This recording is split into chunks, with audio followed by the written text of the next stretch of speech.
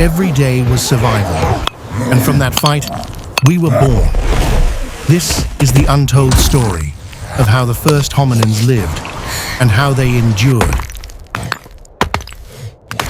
The first golden light of dawn breaks through the dense canopy. In a mist-covered rainforest over 4 million years ago, life begins not with speech, but with alertness.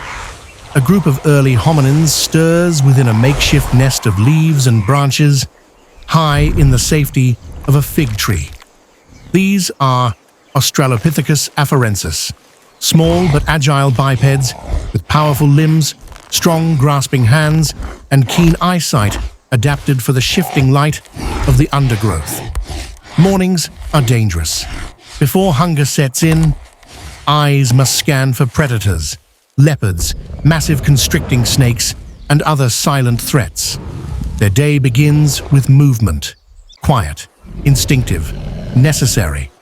Survival doesn't wait. The forest whispers, and they listen. With the sun now rising high enough to pierce the canopy, the early hominin group descends to the forest floor. Their world is a sensory labyrinth of smells, textures, and hidden dangers. Foraging is vital. They do not farm. They roam, guided by instinct and memory. The female leads, using a stick to dig at rotting wood, searching for termite-rich treasure.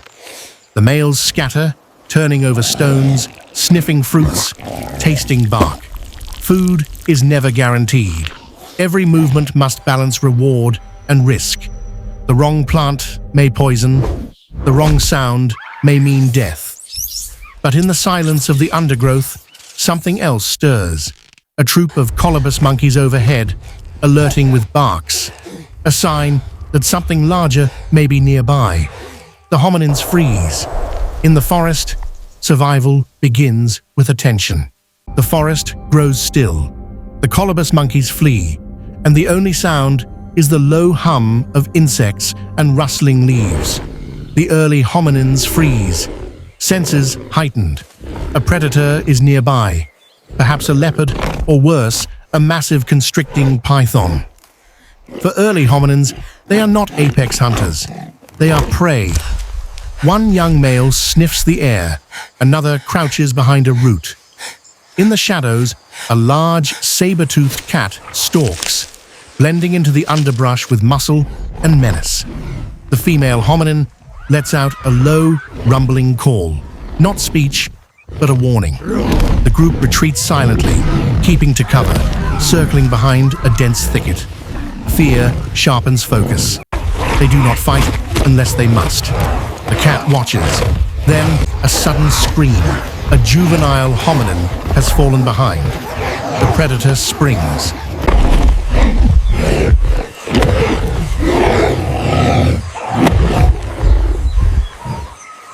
Survival isn't just about running or hiding. It's about adapting.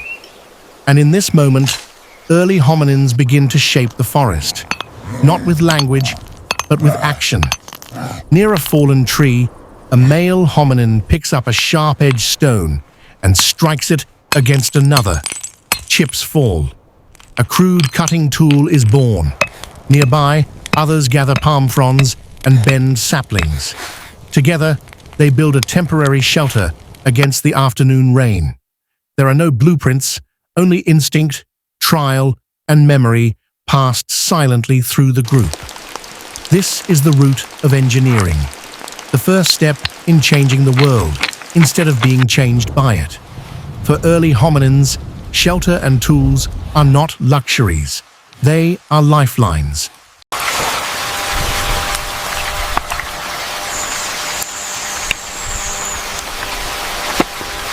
Protein is rare, but essential.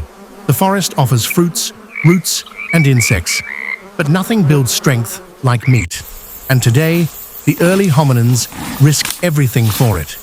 Deep within a swampy glade, a lone wild forest buffalo grazes among ferns. Massive, unpredictable, dangerous. This is no casual prey. But these hominins are not mindless scavengers. With sharpened sticks and jagged stones, they encircle the beast.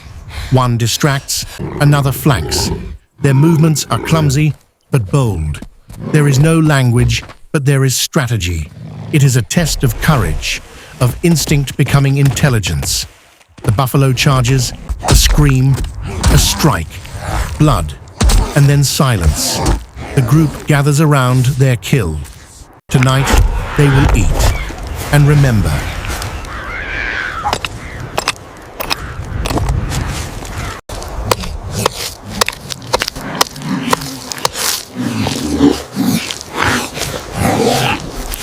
the hunt is over. The forest is quiet again, except for the crackle of flames and the buzz of flies. Around the buffalo carcass, early hominins gather with sharpened stones and broken sticks. They slice flesh, smash bones for marrow, and chew in silence. Fire, still rare and precious, burns beside them. Whether captured from lightning or preserved through ember, it transforms meat, softening it, making it safer, more nourishing. Smoke curls through the air. Grease covers their faces. This is more than food. It is fuel for the body and fuel for something deeper, connection. As they eat, they touch, grunt, and share. The young watch and mimic. The old eat first. Around this fire, community forms, a ritual older than words.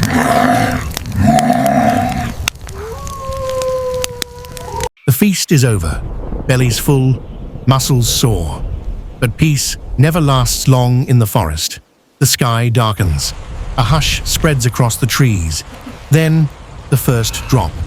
Thunder rolls like distant footsteps, and the rain begins. Not a gentle shower, but a torrential flood from the heavens. Water seeps into every crevice. The fire dies in a hiss of steam. The ground turns to mud.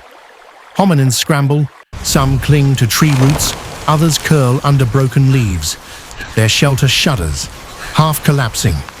This is not just water, this is threat, cold, exposure, disease. But they endure.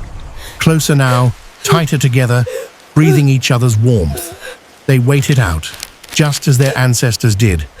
This is resilience, not comfort, but survival through suffering.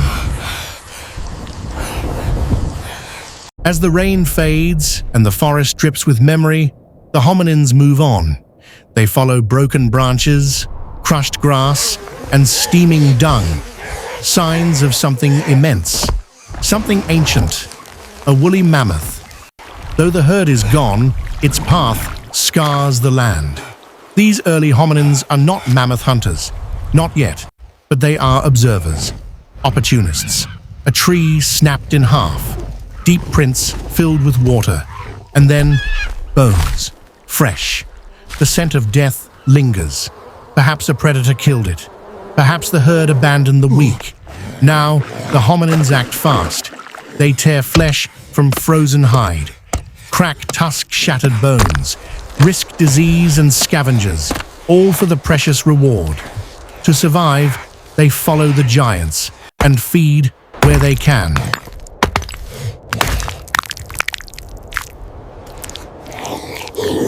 Fire once belonged only to the sky, in storms, in lightning, in trees that burned and died, but now it belongs to them. In a dry, windswept patch of forest, a single ember survives, hidden in smoldering bark after a lightning strike. An early hominin crouches beside it. She doesn't fear it, she protects it. Gently, she feeds it bark, dry grass, a leaf. The ember glows. The spark becomes flame. Around her, others gather. They bring twigs. They blow. Slowly, the fire grows. This is not luck. This is mastery. With fire, they cook, they protect, they warm, they light. It changes how they eat, how they sleep, how they live. And though they cannot yet make it, they can keep it alive. And that changes everything.